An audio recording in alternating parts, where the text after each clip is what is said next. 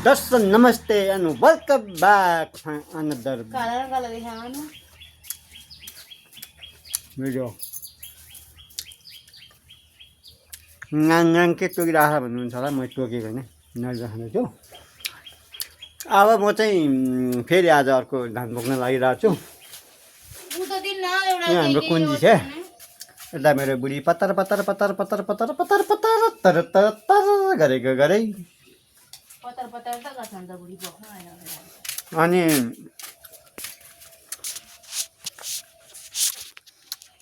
म देखेको छु नि साथीहरु।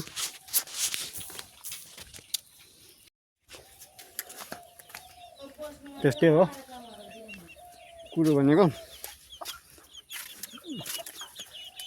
अब काम गर्नै पर्यो। 1 बजे जान दिन्छु हेर्नु त त्यहाँ कति बज्यो।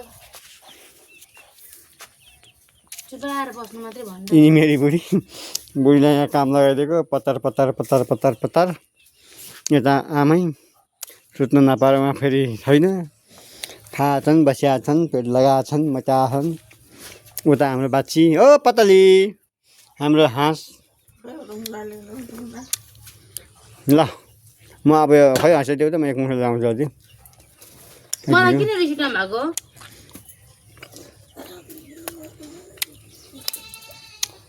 टिपिन्छ नि आमै पुरै टिप्ने है। यसो गर्दाखेरि यहाँ दुख्छ। दुख्यो आमा खाना चाहिँ दाल पकायो गरी गर्नु त छैन। सबै यस्तो छन् दाल खा के मोटा मोटा हो गई दाल पकाएको। खामरीमा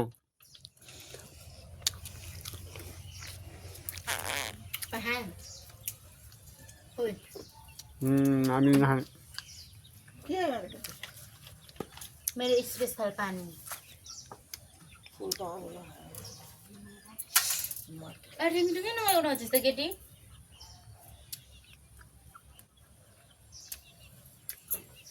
मैले सानो सानो पारेको छु होला। हेर मेरो काम खुलेर यहाँ काम खुलेर न जागिर लगाइदियो हो कि मैले जागिर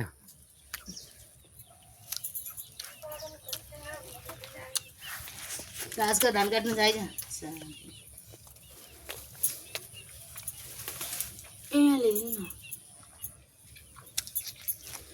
ल भन्छ के गर्छ? अब म बाख्राको सफा गर्न लाग्यो कि त्यहाँभित्र मोबाइल सफा चाहिँ मान्छे छैन होइन। एकछिनमा फेरि खिच्छु।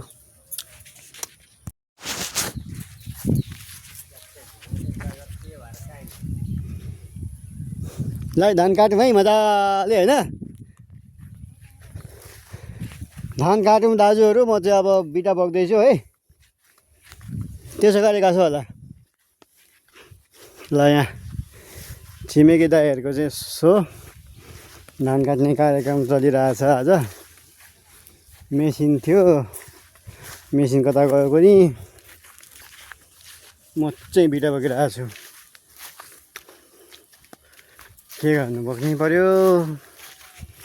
यहाँ नै तोरी छरेर धेरै तेल फलाएर तेल खाउँला भनेको पानी आएर ल्याम तोरीलाई कुटेको तोरीको नाम निशाना छैन। अब भोलि फेरि छर्नुपर्ने अवस्था के गर्ने। धान पाकेर पुरै खेतभरि लटरम्म भएको छ। हेर्नुहोस् यता चाहिँ सकियो। उता पत्र छिमेकीतिर पनि धान काटेका छन्। कसैले कुन्यु लाएर राखेका छन् हौ पर।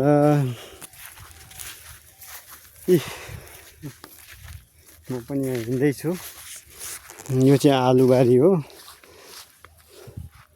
ओइ आलु त उम्रेका छन् त अनि बडा चियामा। ल आलुबारी जोत्नु मिल्दैन। आलु उम्रेछन्। यी माथि टक्क टक्क रोपिदिँदा हुने रहेछ भन्ने कुरो मैले बुझेको छु मैले जानेको छु। राजमा त गयो पानीले खाएर बर्बाद भयो।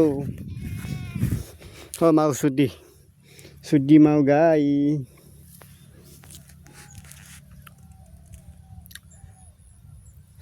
के गर्ने गर्मी छ बिन्दास पाराले बिस्तारो बोक्नु पऱ्यो नि त होइन जिन्दगी मैलानु के छ र खाने भाते हो सुत्ने खाटे हो जाने घाटे हो होइन त त्यही भएर स्लो मसनमा काम गर्ने हो लगायत फाइनल्ली रात पनि परिसकेको छ हेर्नुहोस् तर हाम्रो काम अझै सकिएको छैन बिटा बोक्ने कार्यक्रम भइरहेछ अब यो बिटा बोकेको चाहिँ भिडियो किन हाल्नु भएन भन्नुहुन्छ होला अब क्यामेराम्यान नभएकोले गर्दाखेरि बिटा बोकेको चाहिँ भिडियो मैले हाल्न सकेको छुइनँ ल हेर्नुहोस्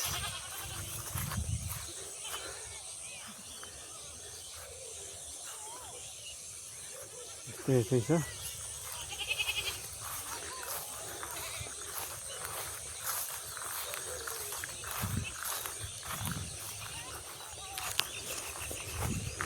अब रात पऱ्यो हौ रात पऱ्यो अब राति धानबारी छिर्नु हुँदैन त हो दाजु कता हो कता घरतिर रात पऱ्यो होइन काटौँ जुनेली रात छन् 8-9 बजीतिर जुन लागिहाल्छन् ल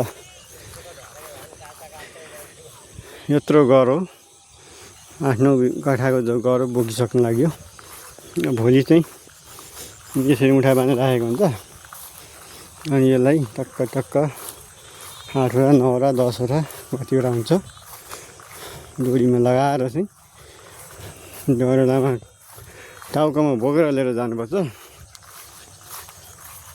ल गाइस यस्तै छ है गाउँघरतिर के गर्ने यस्तो त नि खेती किसानी भइसकेपछि काम गर्नै पर्यो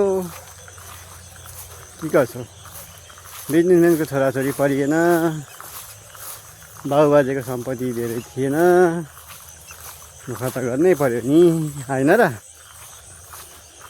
मेरो भिडियो कस्तो लाग्छ है भिडियो हेरिसकेपछि लाइक कमेन्ट अनि सेयर साथीहरूले सेयर पनि गर्नु होला मेरो यो युट्युब च्यानललाई पनि सब्सक्राइब गरेर चाहिँ धेरैभन्दा धेरै मलाई हौसला दिनु होला आगामी दिनमा नि यसरी नै भिडियो बनाउने मलाई पनि प्रोत्साहन बढोस् है के गर्नु दुःख सुख बनाउनु त हामी पनि युट्युब कस्तो चाहिँ हुँदो रहेछ भनेर बनाउनु चाहिँ लागेको अब तपाईँहरूको माया साथ सपोर्ट चाहिँ मलाई अवश्य चाहिन्छ भन्ने कुरा चाहिँ तपाईँहरूलाई म भन्न चाहन्छु है